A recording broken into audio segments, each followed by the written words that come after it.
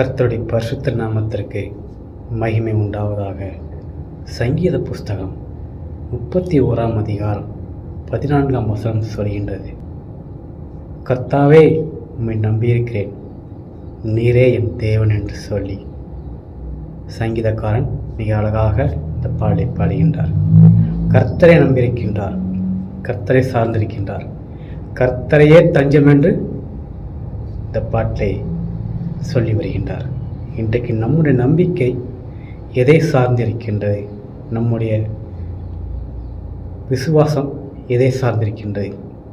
கர்த்தரை சார்ந்திருக்கின்றதா அல்லது வேறு ஏதாவது கற்பனையான ஒரு உலகத்தை சார்ந்திருக்கின்றதா? சிந்தித்து பாருங்கள்.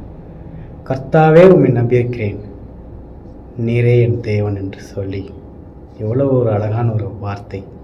இது போன்ற ஒரு சிலாக்கியம் யாருக்கு கிடைக்கும்? தேவனை ஏற்றுக்கொண்ட ஒவ்வொரு ஜனத்திற்கும் இது ஒரு மிகப்பெரிய ஒரு அளவில்லாத ஒரு கிருபை, அன்பு. இந்த வசனத்தை சங்கீதக்காரன் ஏன் சொல்லினார் பார்த்தோம் என்று சொன்னால், இந்த வசனத்தை சங்கீதக்காரன் ஏன் சொன்னார் என்று சொல்லி பார்த்தோம் என்று சொன்னால், அவர் பாடுகள் மத்தியிலே கடந்து வந்த பொழுது துக்கங்கள், துயரங்கள், சஞ்சலங்கள் இவையெல்லாம் தாண்டி வருகின்ற பொழுது ஒரு கட்டத்துக்கு மேலே முடியலை, அவரால் ஓட முடியலை.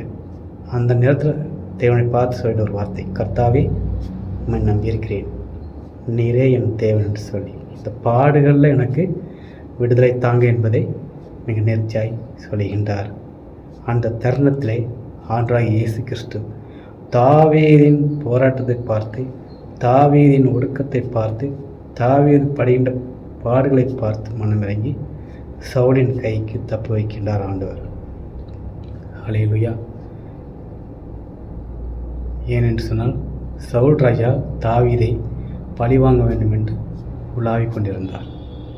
ஏனென்று சொன்னால், சவுல் ராஜாவின் இதயத்திற்குள் ஒரு பிசாசு சென்று விட்டது. ஸோ இந்த சிச்சுவேஷனில் தான்